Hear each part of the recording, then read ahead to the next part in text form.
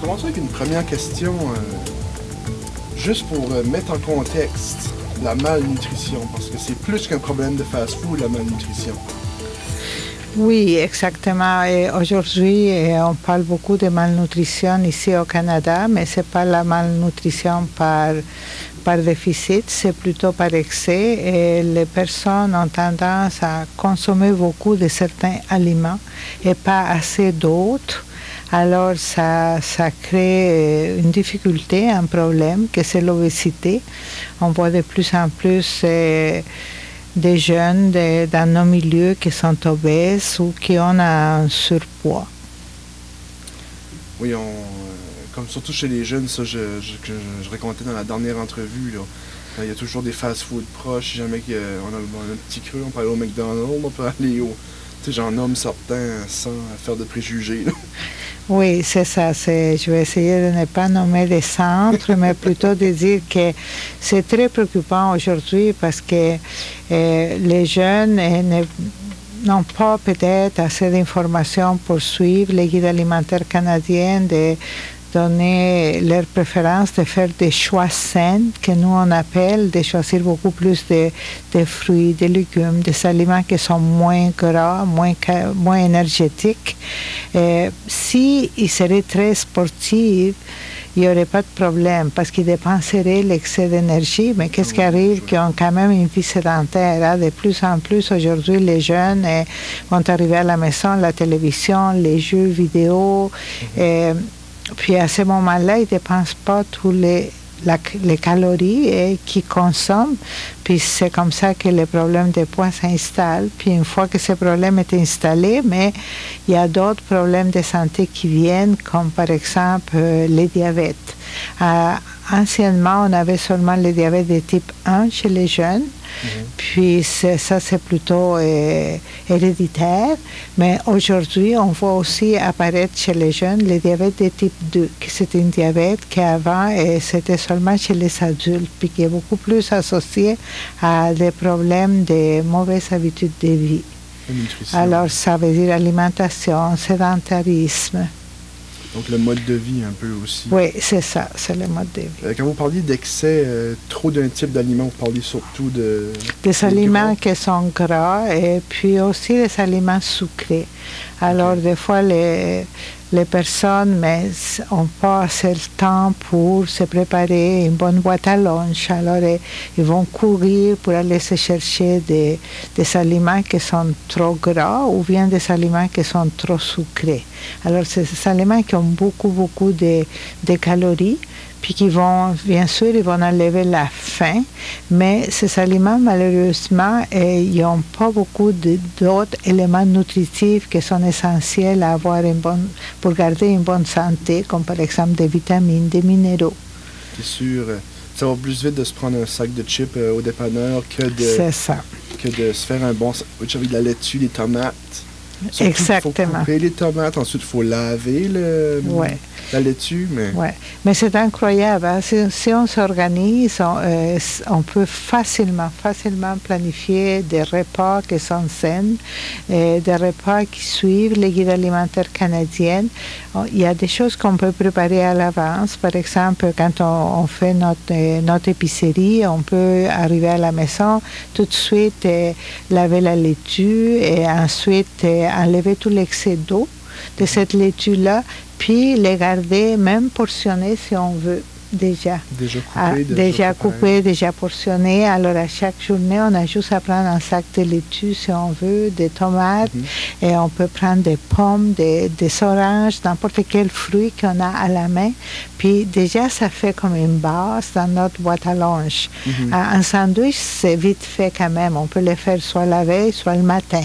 Alors, on peut prendre une source de protéines, ça peut être un type de viande, et de préférence une viande qui est moins gras, comme les viandes blanches, comme le poulet, la dinde, le poisson.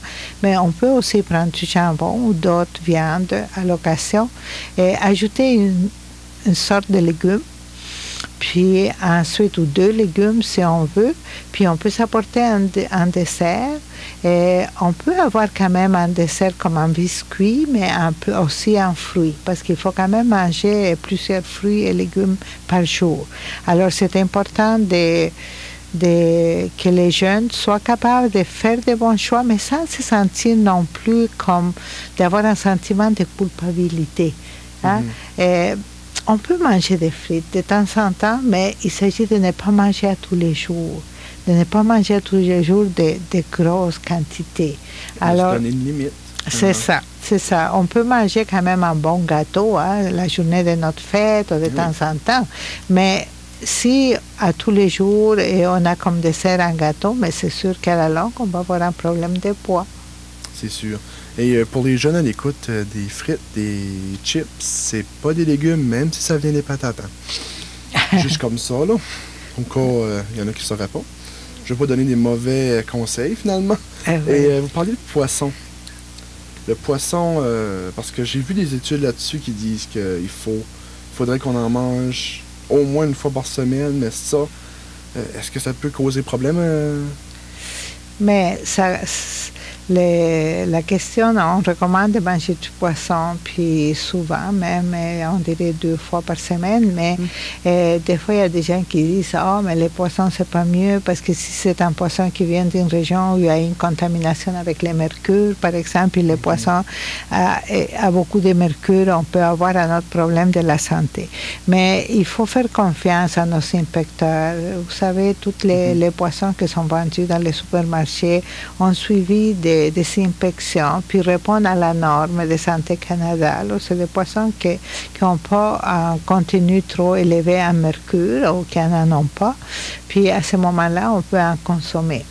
Et maintenant, c'est sûr que des fois, les gens sont moins habitués à faire des préparations à base de poissons, quoique ici, on est quand même dans une population de pêcheurs. Hein? Oui, c'est comme les gens... L'Est du Nouveau-Brunswick. Le Nouveau-Brunswick, tout l'Est. Alors, c'est des gens qui sont habitués à manger des poissons, des fruits de mer. Pourquoi on recommande de consommer des poissons? C'est parce que même si on contient des gras, mais on contient une qualité de gras qui est moins endommageable pour l'organisme que les gras qui viennent dans les autres, comme dans les viandes rouges ou dans d'autres produits alimentaires. Puis aussi, on a un acide gras qui c'est l'oméga 3. L'oméga 3, on le voit partout, la margarine, les œufs. Oui, c'est pour ça toutes les recherches ont montré que cet acide gras protège l'organisme contre certaines maladies chroniques, comme par exemple les maladies cardiovasculaires. Ça, on parle d'un bon gras, non d'un mauvais. Oui, c'est ça. Alors, parce qu'il faut quand même avoir des gras dans notre alimentation, mais c'est qu'on a des gras qui est mauvais, puis les gras aussi qui est bon pour notre santé. Justement, l'oméga 3, je vais sortir un peu du sujet, mais la question m'intéresse. Justement, on voit l'oméga 3 dans la margarine, dans les œufs, on ne le trouve pas dans l'antigel pour la voiture. Si c'est pas dans du poisson, est-ce que ça vaut la peine d'aller vers quelque chose que de l'oméga 3, comme la margarine, par exemple, les œufs? Est-ce qu'il y en a assez pour faire vraiment une différence? Mais pourquoi les gens ont pensé, vous savez, le marketing, hein, dès qu'on découvre quelque chose qui est bon pour la santé, puis on sait qu'il n'y en a pas dans tous les aliments, on dit, mais on va enrichir certains aliments comme ça, on va donner la chance aux gens d'en consommer plus, puis de rencontrer ce qu'ils en ont besoin. Alors, c'est sûr que dans une petite cuillère à thé de margarine, que vous mettez sur votre tranche de pain, vous n'avez pas une grosse quantité d'oméga 3. Mais si vous additionnez cette quantité plus la quantité d'oméga 3 d'autres aliments, mais peut-être ça peut faire une différence à la fin de la journée. C'est sûr. Seconde. L'effet du fast-food sur le corps humain. Bon, comme je disais tantôt, c'est que si on mange des fast-food, alors on va s'entendre pour fast-food parce qu'on peut des fois préparer des repas de façon rapide, puis ça, si on fait la traduction de fast-food, ça serait comme des aliments préparés rapidement, mais c'est pas la même chose. On peut préparer des aliments rapidement, des aliments qui sont très bons pour la santé, mais quand on parle de fast-food, souvent on va parler des aliments qui sont vendus dans certaines chaînes alimentaires, que c'est des aliments très gras, c'est des aliments frits. Alors ces aliments, ou bien des desserts aussi très sucrés. Alors ces aliments, comme je disais tantôt, s'ils sont consommés à la longue, ben, ils vont produire un problème de poids. Le problème de poids, ça va nous conduire à quoi? À un risque beaucoup plus grand de maladies chroniques, comme des maladies cardiovasculaires.